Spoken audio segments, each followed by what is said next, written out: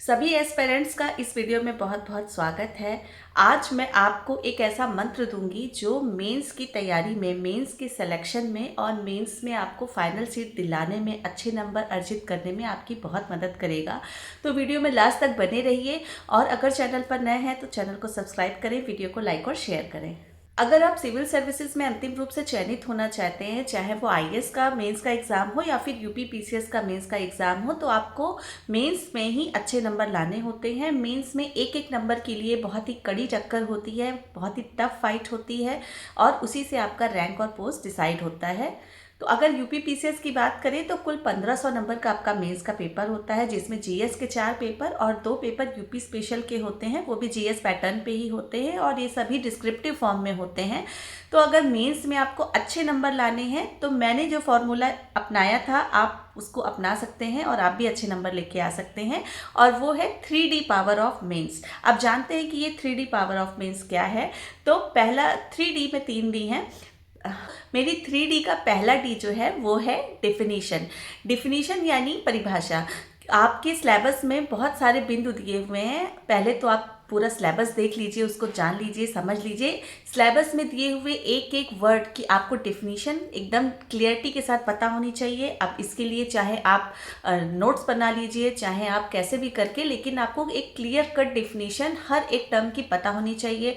चाहे वो क्षेत्रवाद हो, चाहे सांप्रदायिकता हो GS1 में, या फिर आपका जो है GS2 में आपके गवर्नेंस वाले मुद्दे आ जाएं, NGO, सेल्फ हेल्प ग्रुप, किसी भी चीज़ का, किसी भी टॉपिक का अगर नाम लिया जाता है तो आपके माइंड में एकदम क्लियर कट डेफिनेशन होनी चाहिए कि इसकी डेफिनेशन क्या है।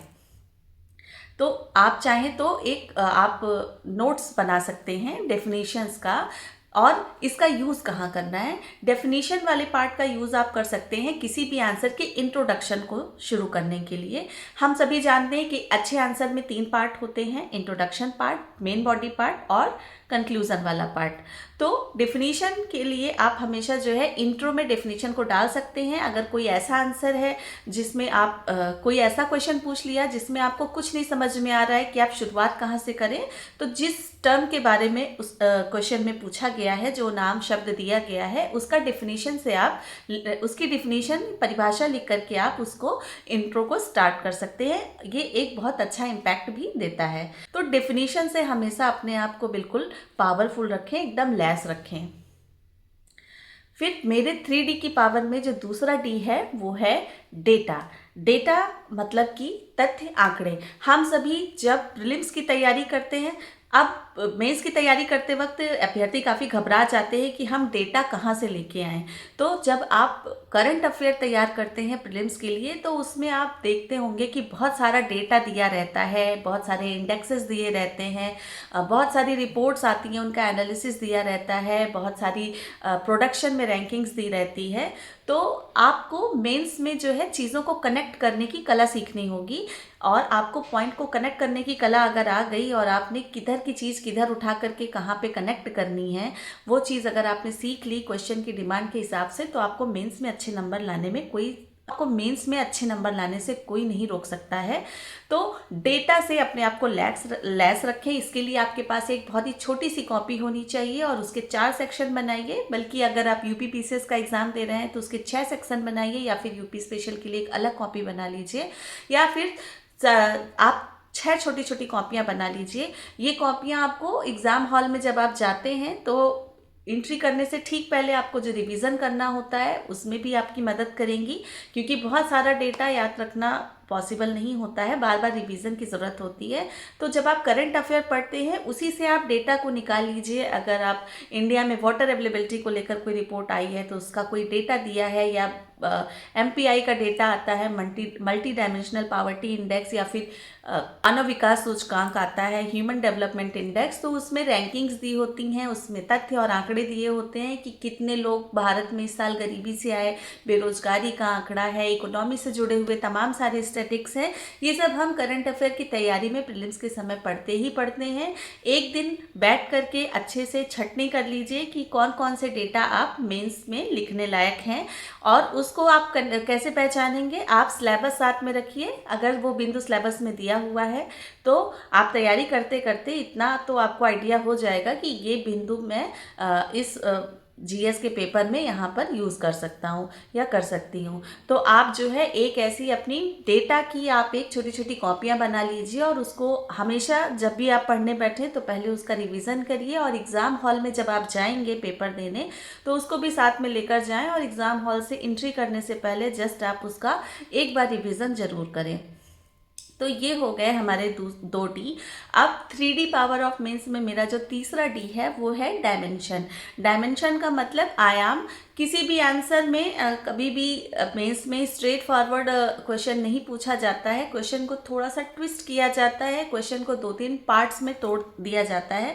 तो पहली तो आपको जिस टोन में क्वेश्चन पूछा गया है उसी टोन में आंसर देना है। अगर ग्लोबलाइजेशन का वुमेन पे इफेक्ट पूछा गया है तो आपको पर्टिकुलरली वुमेन पे ही इफेक्ट लिखना है। आप अगर और उसमें इकोनॉमी पे इफेक्ट या कृषि पे इफेक्ट या अन्य समाज पे इफेक्ट लिखेंगे तो आपको वो आंसर नहीं मिलेंगे, जाहिर सी बात है। तो यहाँ पर आपको टू द पॉइंट एकदम क्लियरिटी के साथ आंसर और चीज़ों को लिखना होता है। और जो अभी मैंने डेटा की बात की, तो डेटा आप लिखना ज़रूरी है, लेकिन कभी कभी क्या करते हैं अभ्यर्थी, ज़बरदस्ती आंसर को अच्छा दिखाने के चक्कर पे उन्हें सही नहीं पता होता डेटा, और उसके बावजूद वो अंदाजे से ही कोई भी गलत डेटा लिख देते हैं। तो जो भी एग्जामिनर कॉपी चेक करता है वो काफ़ी विद्वान होते हैं और उनको सारे डेटा की जानकारी होती है। तो कभी भी कोई भी ऐसा गलत तथ्य, गलत डेटा या गुमराह करने वाले कोई आंकड़े मत लिखें, ये बहुत ही बैड इम्पैक्ट डालता है आपकी आंसर राइटिंग में। तो इस बात को ध्यान रखें। एक बार को अगर डेटा नहीं भी लिखेंगे तो चल जाएगा, लेकिन कभी भी एग्जाम में गलत डेटा आपको नहीं लिखना है। तो ये हो गई बात। अब आते हैं वापस हमारे तीसरे डी फॉर डायमेंशन। किसी भी आंसर में 3 पार्ट होंगे या 4 पार्ट होंगे, 4 तो नहीं, लेकिन हर आंसर में मैक्सिमम 2 या 3 पार्ट तो होते ही होते हैं। तो पहली बात, आपको क्वेश्चन के सभी पार्ट को एड्रेस करना है। जिस टोन में आपसे पूछा गया है उसी टोन में आपको लिखना है, यानी टू द पॉइंट रहना है। इसके बाद आपका डायमेंशन वाला जो हिस्सा आता है वो आपका आंसर की मेन बॉडी लिखते समय आता है। उसमें आप जितने ज़्यादा डायमेंशन खोल पाएँ, जितने ज़्यादा आप चीज़ों को अलग अलग एरिना से, अलग अलग स्फीयर से कनेक्ट कर पाएँ, वो आपको अच्छे नंबर दिलाने में हमेशा आपकी मदद करता है। अब बहुत सारे डायमेंशन आपने सुने भी होंगे कि पॉलिटिकल, इकोनॉमिकल, सोशल, एक जो है वुमेन पे इम्पैक्ट हो गया, इन्वायरमेंट पे इम्पैक्ट हो गया, सोसाइटी पे इम्पैक्ट हो गया। तो इस तरीके से जो है बहुत सारे डायमेंशंस होते हैं। डायमेंशन निकालने की कला आपको विकसित करनी होगी, और उसके लिए आपको मदद करेगा ब्रेनस्टॉर्मिंग। किसी भी टॉपिक के बारे में आप सोचिए और उसके डायमेंशंस निकालने की कोशिश कीजिए। फॉर एग्जाम्पल, अगर एक पेन है तो उसके बारे में सोचिए कि पेन का आविष्कार किसने किया, उसकी वैरायटी कितनी हो सकती है, पेन का यूज़ क्या है, पेन का इकोनॉमी में क्या योगदान है, पेन का जो है सोसाइटी में क्या योगदान है, पेन में और आगे क्या क्या संभावनाएं हैं इनोवेशंस करने की। ये कंक्लूज़न की तरफ हम बढ़ गए।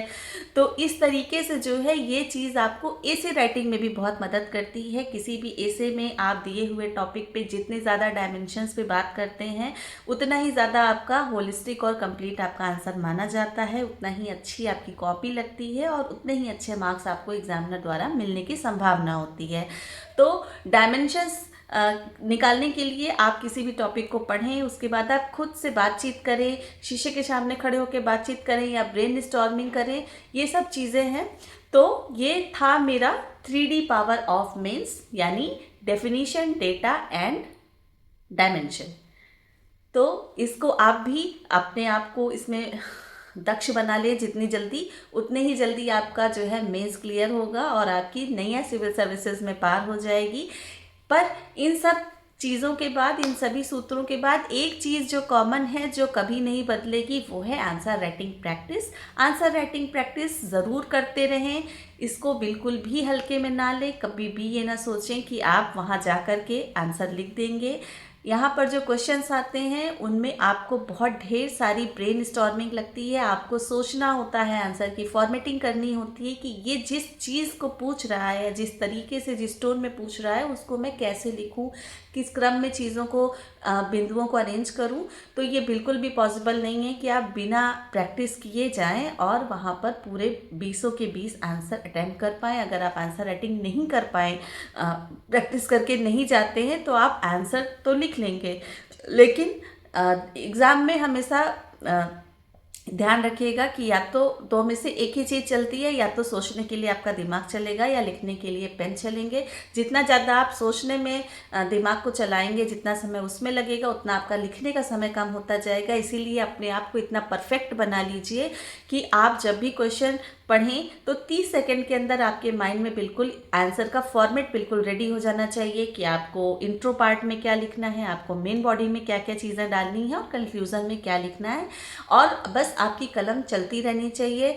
5 से 7 मिनट में आपके शॉर्ट वाले आंसर हो जाने चाहिए और 8 मिनट में लगभग आपके जो बड़े वाले 12 मार्कर क्वेश्चन आते हैं वो हो जाने चाहिए। तो इस तरीके से आपको परफेक्ट बनाना है। अगर आप आंसर राइटिंग प्रैक्टिस में मुझे अपना मेंटर बनाना चाहते हैं तो आप कमेंट बॉक्स में कमेंट करिए, आगे की प्रोसेस मैं आपको बताऊंगी। तो तैयारी करने वाले सभी अभ्यर्थियों को मेरी तरफ से आने वाले भविष्य के लिए ढेर सारी शुभकामनाएं। चैनल पे प्रीलिम्स और मेंस की स्ट्रेटजी की प्लेलिस्ट मेरी आप फॉलो कर लीजिए, तो उससे आपको काफ़ी हेल्प मिलेगी। तो वीडियो देखने के लिए आप सभी का बहुत बहुत धन्यवाद। जल्दी ही मिलते हैं फिर किसी अगले वीडियो में। नमस्कार।